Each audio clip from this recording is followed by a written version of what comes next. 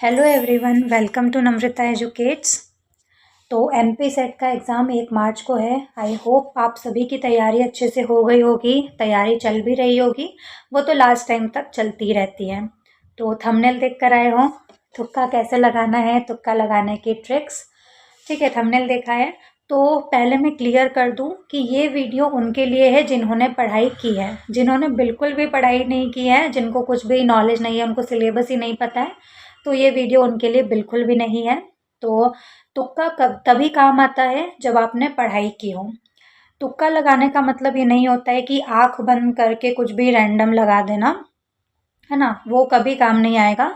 ये तब काम आता है जब आपको सब्जेक्ट का नॉलेज होता है, जब आपको सिलेबस का नॉलेज होता है पूरा अच्छी तरह से, और आपने प्रैक्टिस की होती है पीवाई की और एमसीक्यू की। तो उस प्रैक्टिस, उस सब्जेक्ट नॉलेज का यूज़ करके आप सही आंसर तक, सही विकल्प तक कैसे पहुंच सकते हो, है ना। तो ये वीडियो उनके लिए है जिन्होंने पढ़ाई की है। तुक्का भी तभी काम आएगा जब आपने पढ़ाई की होगी। ठीक है, ऐसे काम नहीं आएगा। और तुक्का लगाना सबसे लास्ट ऑप्शन होना चाहिए आपका। आपने पूरा पेपर अच्छे से सॉल्व कर दिया, उसके बाद कुछ क्वेश्चन ऐसे बचे हैं जो आपको नहीं आ रहे हैं, तो स्मार्ट तरीके से उस नॉलेज का यूज़ करके, उस प्रैक्टिस का यूज़ करके सही आंसर तक कैसे पहुंच सकते हो, उसको बोलते हैं तुक्का, है ना। रैंडम ऐसे ही लगा दिया, वो तो फिर आपने ऐसा है कि फॉर्म भर दिया है, कोई तैयारी नहीं की है आपने, तो फिर जय माता दी जय माता दी करके आप आंख बंद करके कुछ भी टिक करके आ सकते हो एग्ज़ाम, अगर देना ही है आपको तो।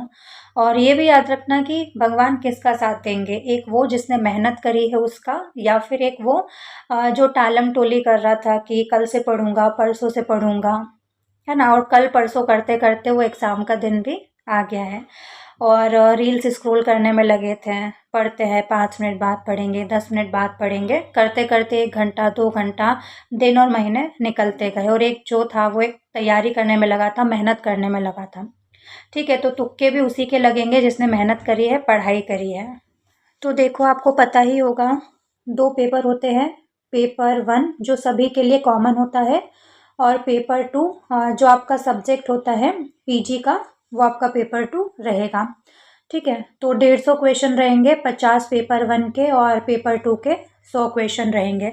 तो सबसे पहले जब आपके सामने पेपर आएगा तो आपको अपनी समझ से, आपके नॉलेज से पूरा पेपर अच्छे से सॉल्व कर देना है। फिर लास्ट में जो क्वेश्चन बचेंगे, अब हमारे पेपर में नेगेटिव मार्किंग तो होती नहीं है, तो छोड़ के कुछ भी नहीं आना है। तो नेगेटिव मार्किंग नहीं होती है, इसलिए लास्ट में जो कुछ क्वेश्चन बच जाते हैं, जो नहीं बन रहे हैं, नहीं आ रहे हैं, तो उनको हम इन ट्रिक्स के द्वारा उन क्वेश्चंस को सही करने का चांस बढ़ा सकते हैं 10 से 15% तक। तो इन ट्रिक्स का यूज़ करके 10 से 15% तक आपके जो आंसर है वो सही होने का चांस बढ़ जाएगा। और उन क्वेश्चन पे ये अप्लाई करना बिल्कुल लास्ट ऑप्शन होना चाहिए। अपना जो तुक्का लगाने का टैलेंट है वो शुरुआत में मत दिखा देना, उसको लास्ट के लिए बचा के रखना।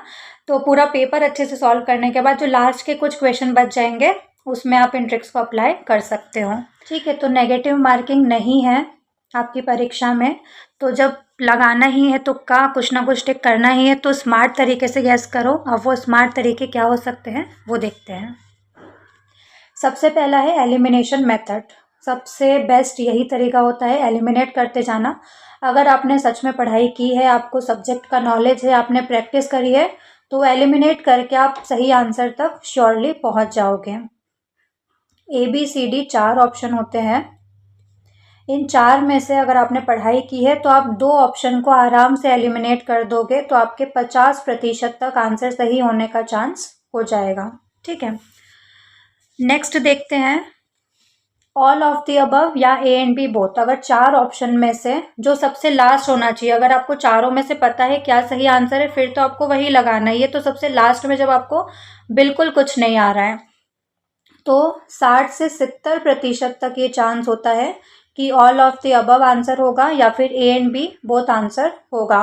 4 ऑप्शन में से कहीं पर भी लास्ट में लिखा है ऑल ऑफ द अबव, तो उसको टिक कर देना, और या फिर लिखा है A एंड B बोथ, तो वो सही आंसर होगा जब आपको कुछ नहीं आ रहा हो तब।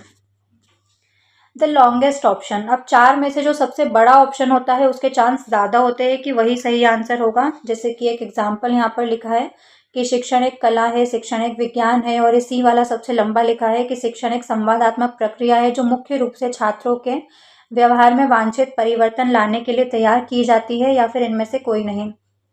तो हाई चांस रहेगा कि ऑप्शन सी इसका करेक्ट आंसर होगा, जो सबसे लंबा ऑप्शन है। ठीक है, इसके अलावा एक और चीज़ होती है कि इनमें से कोई नहीं, ये तो कभी आंसर नहीं होगा।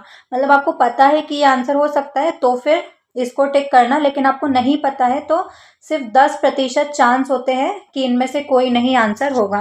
क्योंकि जो पेपर सेट करने वाले होते हैं उनके पास कोई ऑप्शन नहीं बचता है फोर्थ पर लगाने के लिए, तो वो ये लिख देते हैं इनमें से कोई नहीं, नन ऑफ द अबव, है ना। तो इसको टिक करके मत आना अगर आपको नहीं आ रहा हो, तो आपको पता है कि ये होगा तो फिर इसको टिक कर सकते हो। नेक्स्ट है एक्सट्रीम वर्ड्स से बचना है। जो एक्सट्रीम वर्ड्स होते हैं जैसे कि ओनली, ऑलवेज, नेवर, मस्ट, है ना, इनसे बचना है। ये आंसर नहीं हो सकते, बहुत कम चांसेस होते हैं कि ये आंसर हो। जो मॉडरेट वर्ड्स होते हैं ऑफन, में, सम, है ना, उनके चांस ज़्यादा होते हैं कि वो सही आंसर होंगे। स्मार्ट पैटर्न लगाना है। स्मार्ट पैटर्न कैसे, जैसे कि फॉर एग्जांपल मान लो आपने पूरा पेपर सॉल्व कर दिया, अब लास्ट में आपके 10 क्वेश्चन बचे हैं जो आपको बिल्कुल भी नहीं आ रहे हैं। ठीक है, और टाइम नहीं बचा है आपका कि आप सोचो, एलिमिनेट करो, या टाइम नहीं बचा है और 10 क्वेश्चन आपको सॉल्व करने के बचे हैं। तो रैंडम नहीं लगाना है कि A B C D A B C D A B C D, random नहीं लगाना है। कोई भी एक ऑप्शन चूज कर लो। जैसे कि आपने ए चूज किया तो सभी 10 में ए लगा दो, आपने बी चूज किया तो सभी में बी लगाओ, आपने सी चूज किया तो सभी में सी लगाओ, आपने डी चूज किया तो सभी में डी लगाओ। ठीक है, जो लास्ट के क्वेश्चन बचे उसमें रैंडम नहीं लगाना है। रैंडम अगर लगाओगे तो शायद ही कुछ सही हो, और अगर इस तरह से ए चूज कर लिया, सब में ए लगाया है, सब में बी, कोई एक ऑप्शन आपने चूज करके लगाया है, तो आपके 2 से 3 प्रश्न सही होने के चांसेस तो हो जाएंगे कि उसमें से 2 से 3 आपके सही हो जाए 10 में से। रैंडम आपने लगा दिया तो शायद ही ऐसा कुछ हो कि एक भी आपका सही हो पाए। ठीक है, तो ये कुछ ट्रिक्स थी, हाँ, जिनका यूज़ करके आप अपने जो आंसर्स है उसको सही होने के चांसेस कुछ परसेंटेज तक बढ़ा सकते हो। बाकी तैयारी का, सिलेक्शन का कोई शॉर्टकट नहीं होता है।